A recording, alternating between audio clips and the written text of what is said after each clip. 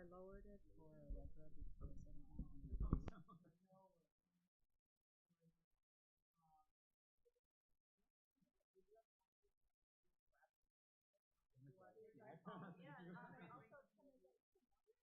I don't know if you can hear me. Try it. Hello, can you hear me? Teresa, can you hear me in the back? Yes. Oh, Yes. Jessica But can look, hear me. Okay. so for Allegra, it's probably going to be more like that. Okay, I can talk to the mic like that. No, no, just go like this. Oh, just turn When it. you come up. Okay, all right. Bring it up. All right. And where's my reading?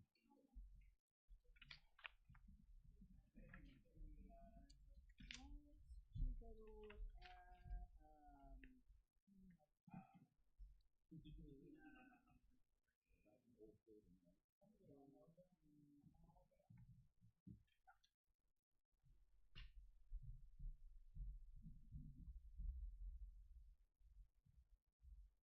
we're just trying to mark it. If you want to go ahead and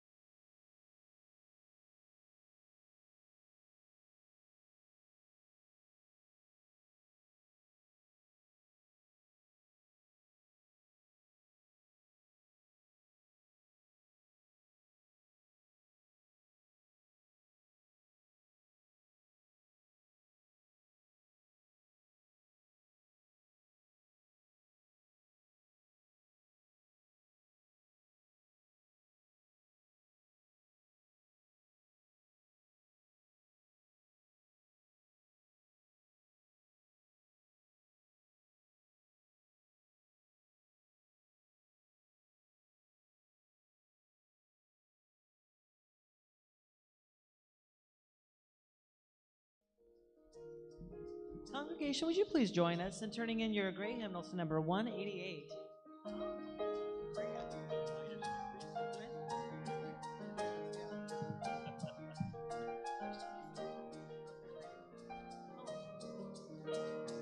Come, come, whoever you are, wanderer, lover of leaving, ours is no caravan of despair. Come, yet again come. Come, come, whoever you are, wanderer, worshiper, lover of leaving, ours is no caravan of despair. Come, yet again come.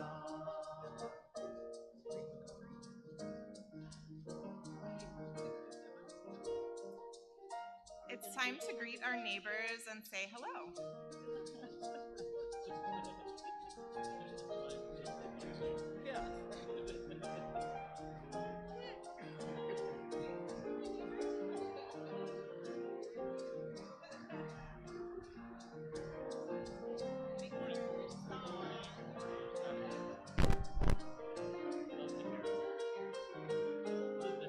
Thank you. I'm writing a children's book right now. A lot of the young characters in the book, their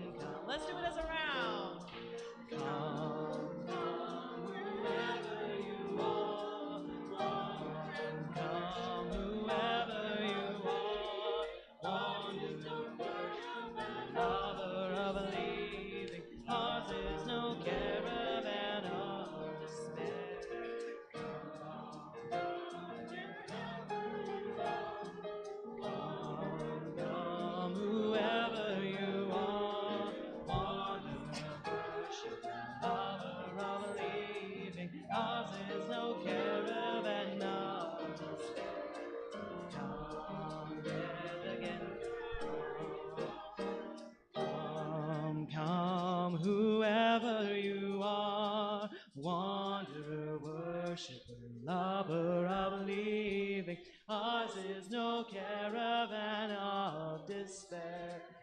Come yet again, come. Thank you. One of the themes of today's worship service is that, for the most part, as human beings, we are more alike than we are different. And at Troop, one value that unites us is our deep appreciation for the life we all share on our beautiful planet Earth. Please join me in reaffirming the Troop promise to our planet, which is found in your orders of worship. As members of the family of living beings on Earth, we are guided by the Unitarian Universalist principle of respect for the interdependent web of all existence, of which we are a part. With hearts filled with love for it, eyes nurtured by its beauty, and minds ruminating on ways to protect Earth's sacred and abundant resources, we promise to nurture the well-being of all life and the planet itself. Next, we have a piece of wisdom that is offered and written by our guest preacher that I will share. One of the sayings in our Unitarian Universalist tradition is that we are called to comfort the afflicted and afflict the comfortable. I've always liked that phrase because it reminds us that compassion has two directions. Sometimes our task is to sit beside those who are hurting and help carry their burdens.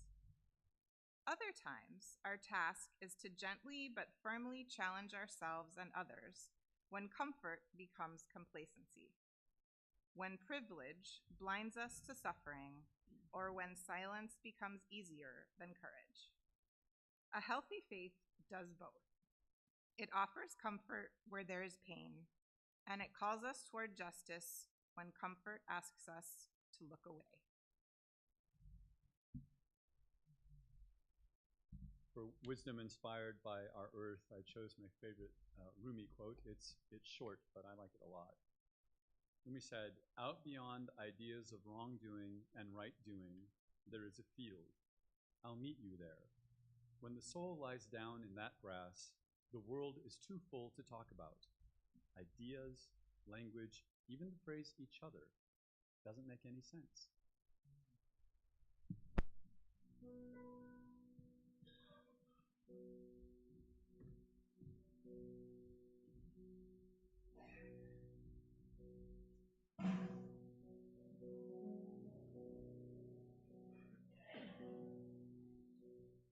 I played the preacher, the teacher, guru, maintaining postures, separating me and you, as if the thoughts of God were mine and mine to speak.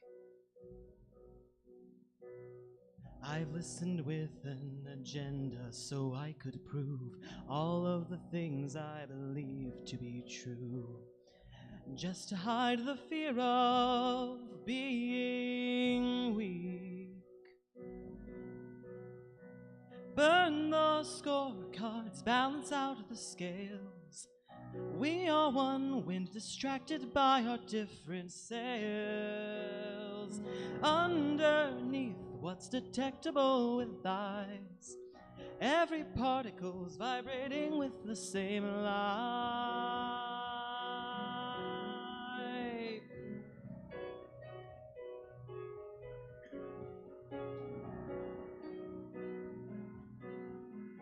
We keep running around deciding who's right and wrong. Then tell me, where are we headed? How can we all belong when all our logic is colliding and it's constantly dividing me from you?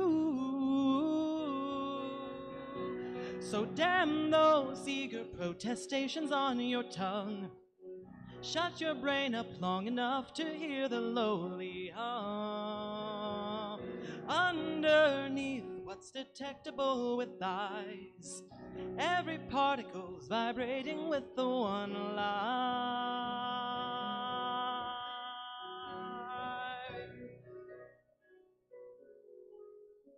Beyond the land of the right, the land of the wrong, There's a field waiting for us. All the notions of you, the notions of me, we finally agree don't mean a thing. Burn the scorecards, balance out the scales. We are one wind distracted by our different sails. Damn those eager protestations on your tongue. Shut your brain up long enough to hear the lowly hum. Underneath what's detectable with eyes, every particle's vibrating with the one lie.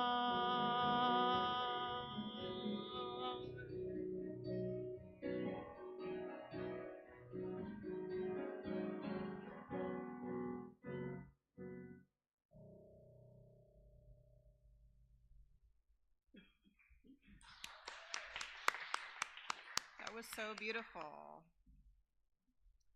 This church is our church. We support it through gifts of time, our gifts of talent, and our gifts of treasure. You can give online. The directions are in the order of worship.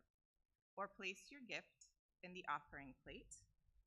If you are a first-time visitor, please let the offering plate pass you by. Thank you for supporting our life together. The offering will now be gratefully received.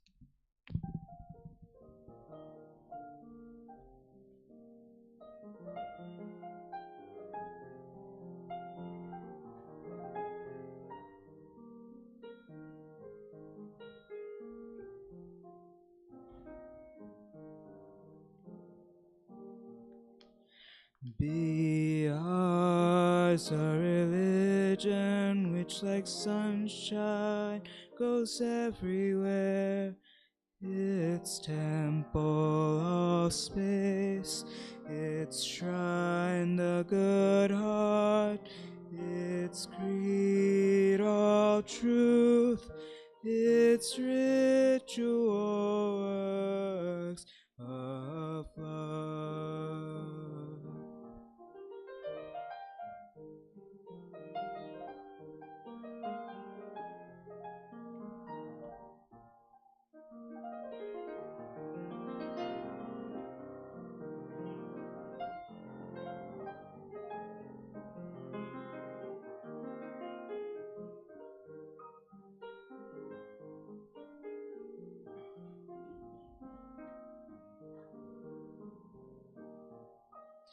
Be ours a religion which like sunshine goes everywhere. Its temple of space, its shrine the good heart, its creed all truth, its ritual works of love.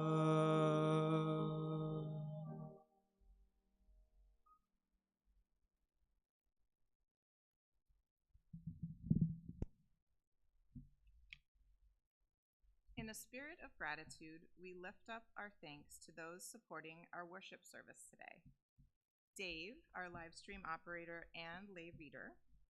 Teresa Bailey and Jack Cosgrove, our greeter and usher. Jessica, for helping with our coffee and conversation and all of your administrative support as always.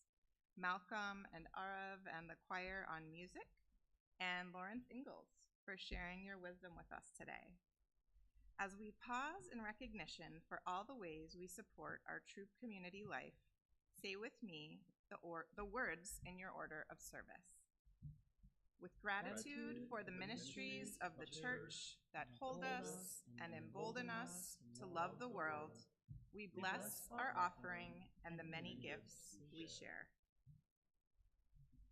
Our centering hymn this morning is How Could Anyone? That's number 1053 in the Teal hymnal.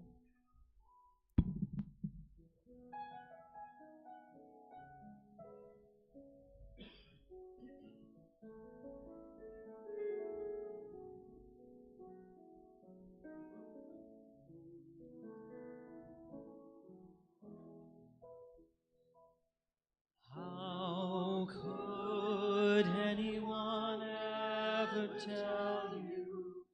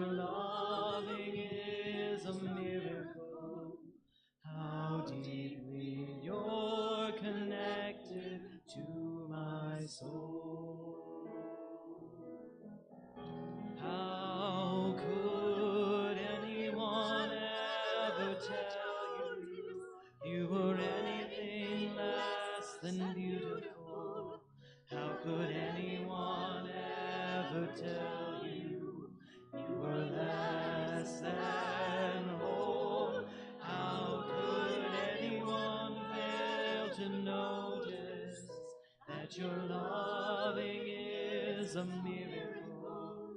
How deeply you're connected to my soul. How could anyone? How could anyone ever tell you you were anything less than beautiful? How could anyone ever tell you you were less than whole? How could anyone fail to notice that your loving is a miracle? How deeply you're connected to my soul. How could anyone fail to notice that your loving is a miracle? How deeply you're connected to my soul.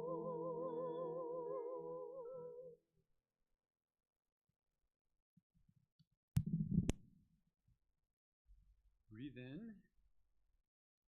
breathe out. When I breathe in peace. When I breathe out love. Congregation, if you'd like to follow along with us, go ahead and turn in your teal hymnals to number 1009. And would you sing with me the bottommost line first together? Breathe in, breathe out, breathe in, breathe out. Yes, again. Breathe in, breathe out, breathe in, breathe out. Beautiful. Would you sing the second line with me? When I breathe in, I'll breathe in peace. When I breathe out, I'll breathe out love. When I breathe in, I'll breathe in peace. When I breathe out, I'll breathe out. Would you sing the top line? When I breathe in, I'll breathe in peace. When I breathe out, I'll breathe out love. When I breathe in, I'll breathe in peace. When I breathe out, I'll breathe out love. And now you can pick a line. Let's start with the bottom. Breathe in, breathe out, breathe in, breathe out. When I breathe in, I'll breathe in peace. When I breathe out, I'll breathe out love. When I breathe in, I'll breathe in peace. When I breathe out, I'll breathe out love. When I breathe in, I'll breathe in peace. When I breathe out, I'll breathe out love. When I breathe in, I'll breathe in peace. When I breathe out, I'll breathe out love.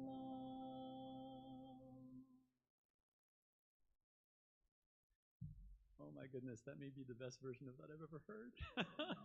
That was really good. Good morning. The last time I was here at Troop was 12 years ago at my husband's ordination. He was ordained right here in this room. I'm married to the Reverend Dr. Jason Cook. His congregation is Tapestry UU in Orange County. That day, a his ordination was a freakishly hot 114 degrees in Pasadena. It was over 90 inside the sanctuary, and it was a wonderful day. I'm so glad to be back here. Okay, so one of my grandfathers was from a little village in Mexico. My other grandfather was from a little village in Scotland. My Mexican grandfather barely spoke English, but when he did, he was much easier to understand than the Scottish one.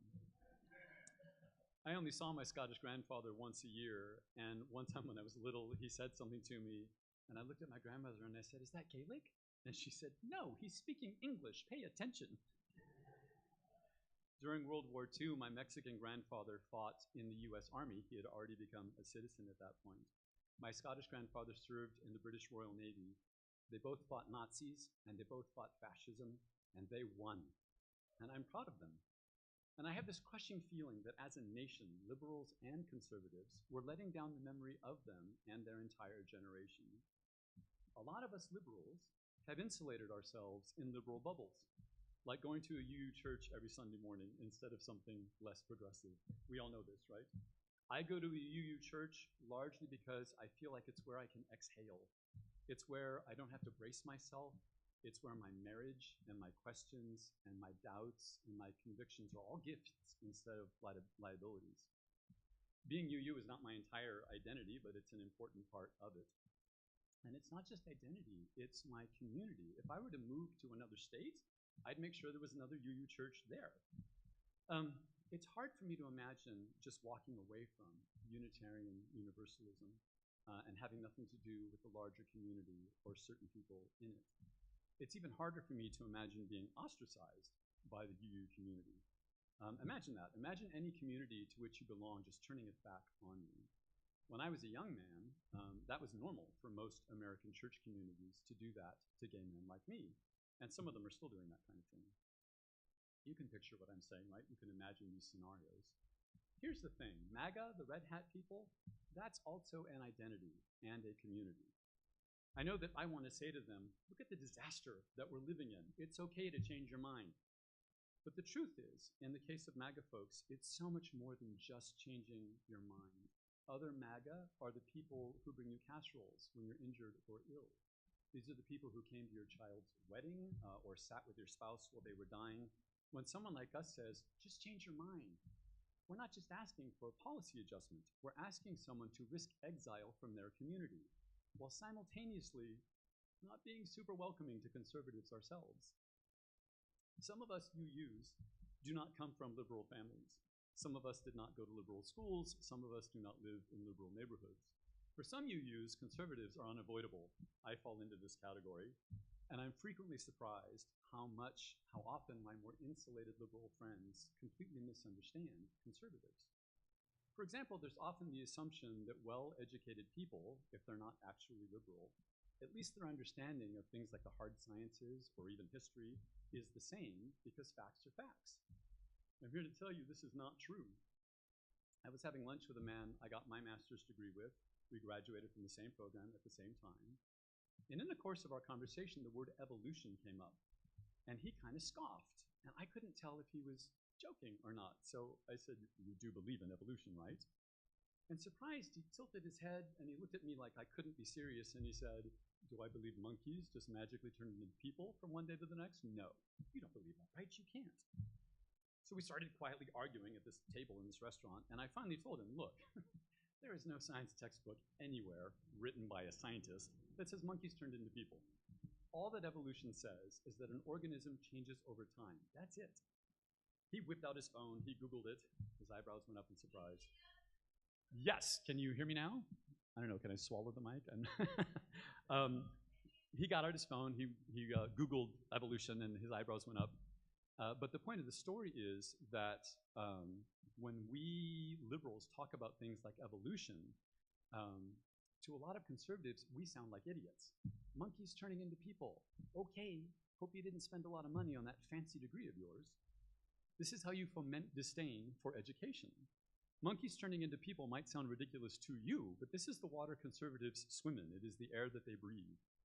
A pattern I've seen among my own conservative loved ones is that if a fact is outrageous or ridiculous, they just don't believe it. conservatives judge situations by their own feelings about what's plausible, regardless of any evidence. I saw a liberal podcaster interviewing his super conservative father. The father's a very patriotic man. So he asked his dad what he thought about Trump demolishing the East Wing of the White House with no permits, not involving anyone in the decision, just knocking it down. And his dad said, in complete seriousness, "Oh, no, that's so stupid. Of course the East Wing hasn't been demolished. That's AI. No president of the United States of America would ever do such a thing. You hate Trump so much you really will believe anything the liberal media puts in front of you." No president of the United States of America would ever do such a thing. You can see how that would make sense to someone, right? That you got to give him that. That should be true. This is the water they swim in. It is the air that they breathe. Facts that are outrageous, they just don't believe them. There is a political party in the United States that has figured this out, and they know they can do shocking things because a significant part of their constituency isn't going to get upset, largely because they're not going to believe certain things are happening in the first place. On some level, this instinct comes from patriotism. It comes from wanting to believe that our institutions are stable, that our leaders are honorable, that the arc bends reliably toward decency. But then what happens when the outrageous becomes real? That's where we all live, right? The outrageous has become real. I've been having trouble sleeping since, the beginning of 2025. Never in my life has it been so in my face every single day how easily I pass for white. I'm Latino and Native American, but I look like my dad, not like my mom. And worrying about my loved ones who have no chance at all of passing is really very stressful. I live in Santa Ana. The majority of us who live there are Latino. Most of us are a lot darker than I am. I have a very warm, cozy bed, and at my current age, I've spent a slim majority of my entire life with a man lying next to me. But I know, and I cannot get it out of my head, that terrible things are happening outside, that poor, helpless people are being dragged out of their homes, families are torn apart, children come home from school to find that their parents have disappeared. Equally disturbing with these circumstances is that what I just said, beginning with the words, "terrible things are happening," that's a quote from the diary of Anne Frank. And every single word of it is happening right now in my neighborhood in Santa Ana. And by the way, Anne Frank would be in her 90s if she were still alive today. We're not talking about ancient history.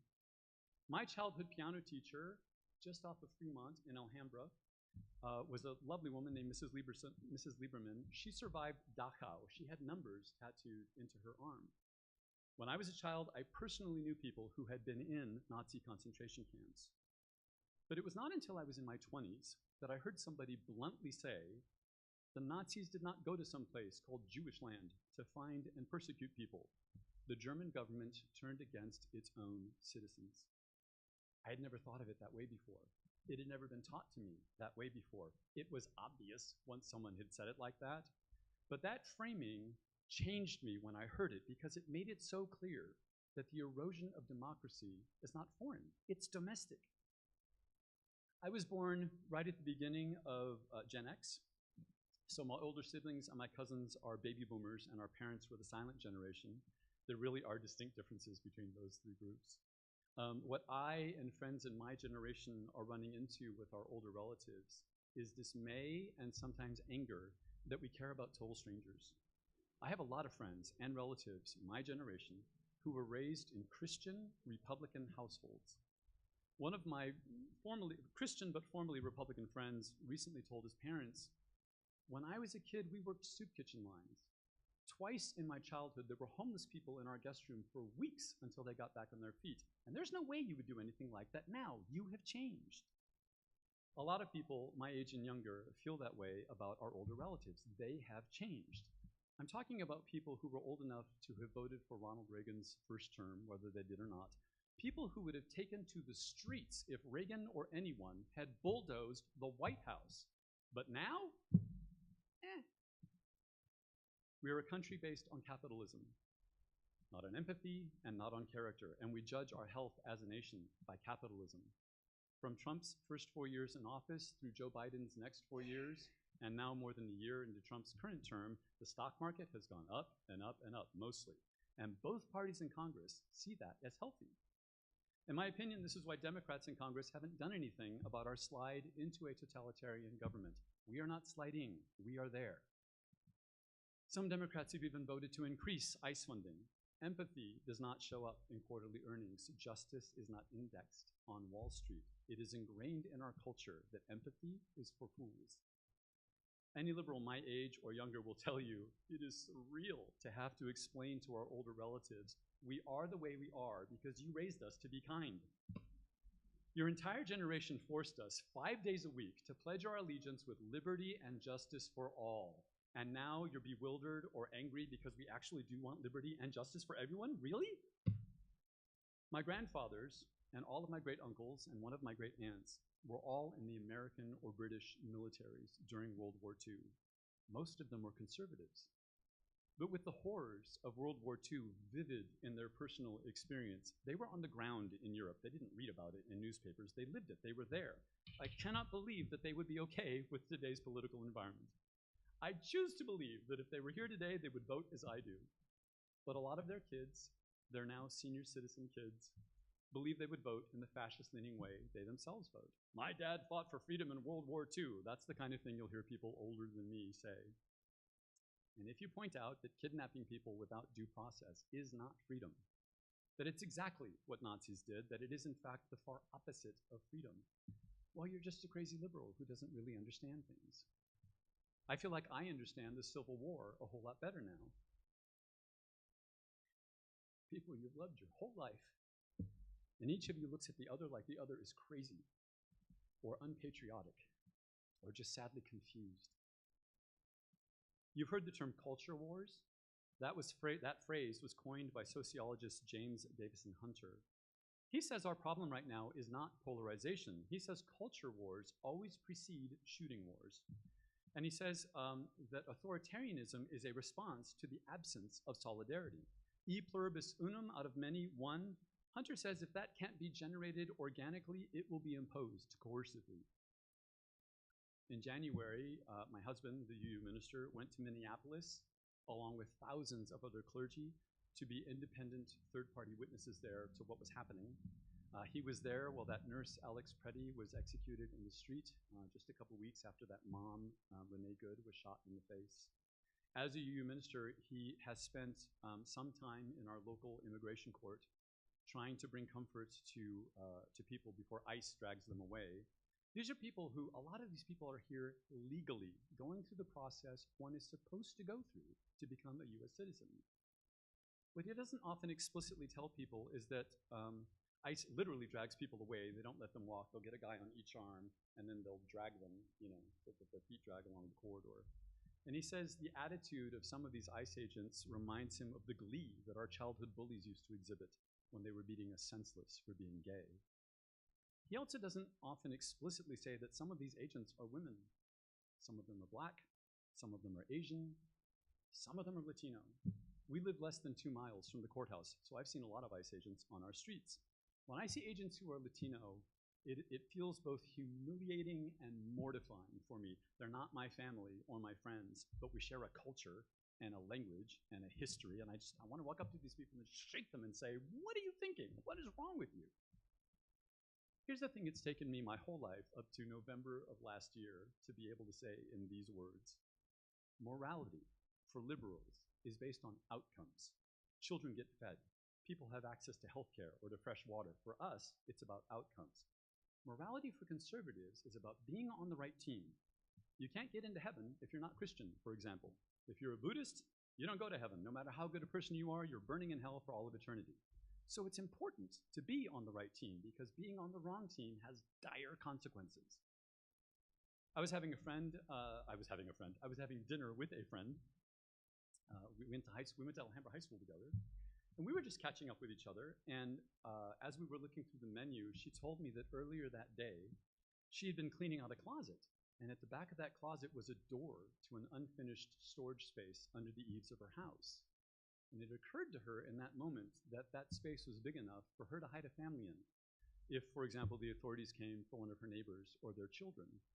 It was simultaneously a horrifying turn in the conversation, but I have to tell you, it was also really very heartening because I realized this is how Americans are thinking. How can I resist? How can I be someone who saves Anne Frank and her family, rather than where's the website where I can turn them in? And to be sure, the where can I turn them in, folks, there's millions of those.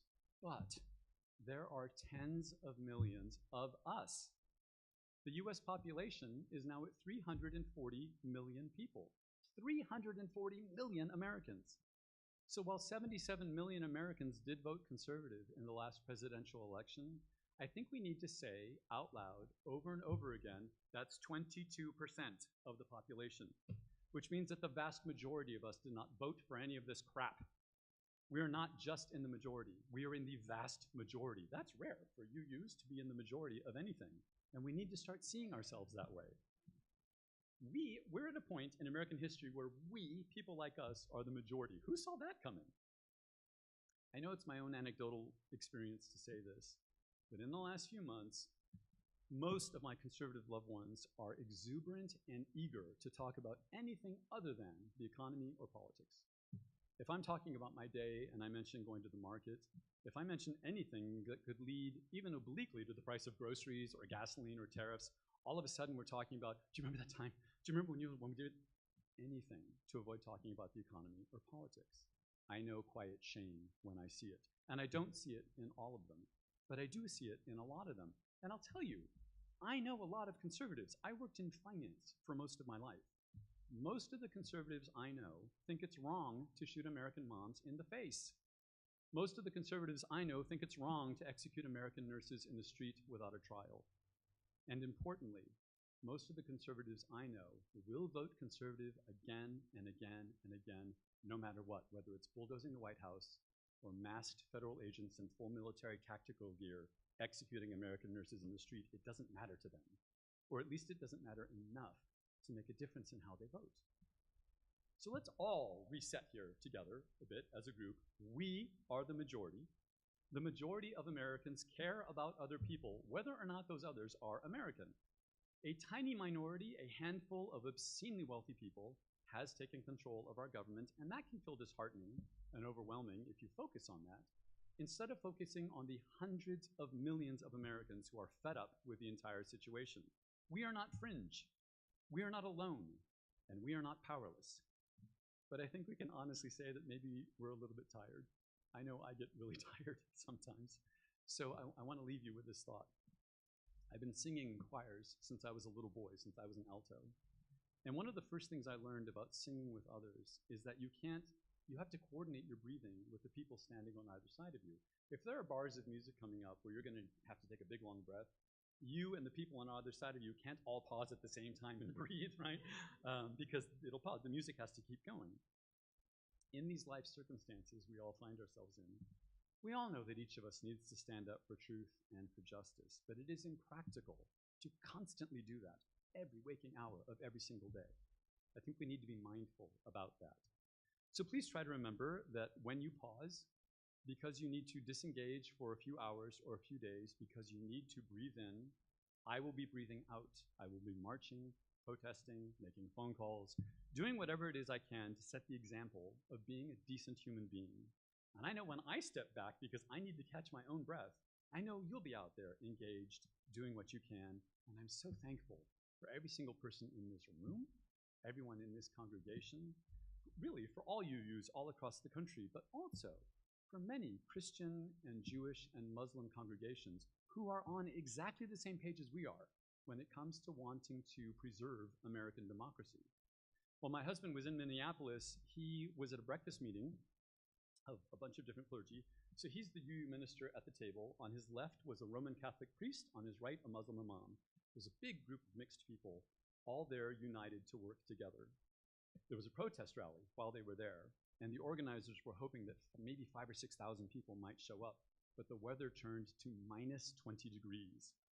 When they got there, between 40 and 50,000 people had shown up in minus 20 degrees. And I'm betting you didn't see that on the news, because it didn't make the news.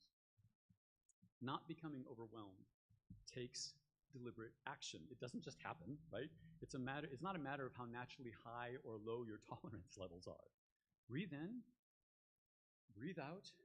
We are together in this, liberal and some not so liberal people, together across state lines, across time zones. From sea to shining sea, we are the majority. Let's remember that from now on. This is how movements survive. This is how hope survives. This is how nations survive. My grandfathers fought fascism not because it was fashionable, but because it was necessary. They believed that ordinary people were worth defending. So let us together defend ordinary people. Let us together defend decency. Let us defend one another. Breathe in, breathe out. The music is still playing. There are some dissonant chords ahead of us, but there's also beautiful harmonies and movements in the music that are waiting for our united voices. Thank you so much for listening to me this morning.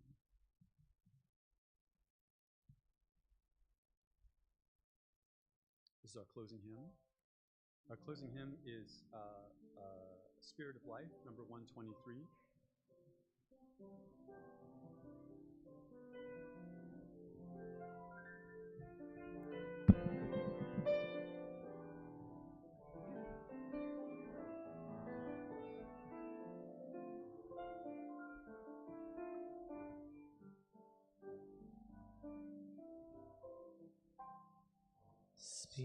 Spirit of life, come unto me. Sing in my heart all the stirrings of compassion. Blow in the wind, rise in the sea. Move in the hand, giving life the shape of justice. Through holy cross, wings set me free. Spirit of life, come to me, come to me. Spirit of life, come unto me. Sing in my heart all the stirrings of compassion. Blow in the wind, rise in the sea. Move in the hand, giving life the shape of justice. Bruised holy cross, wings set me free. Spirit of life, come to me, come to me.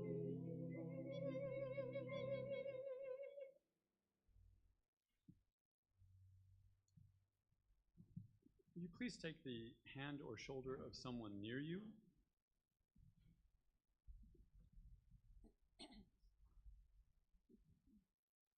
The flames from our chalice and our candles are extinguished.